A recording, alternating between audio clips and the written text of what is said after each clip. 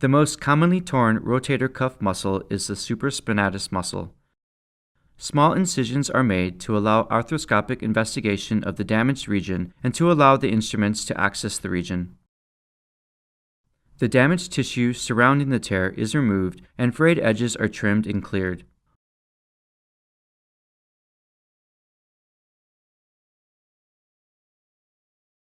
Holes are drilled and suture anchors are embedded in the bone at the natural attachment site of the tendon.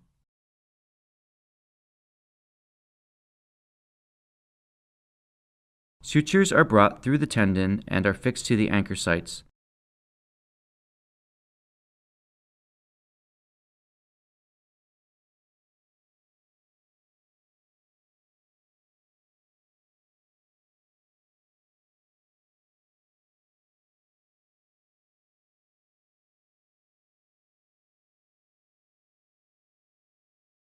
The shoulder incisions are then sutured.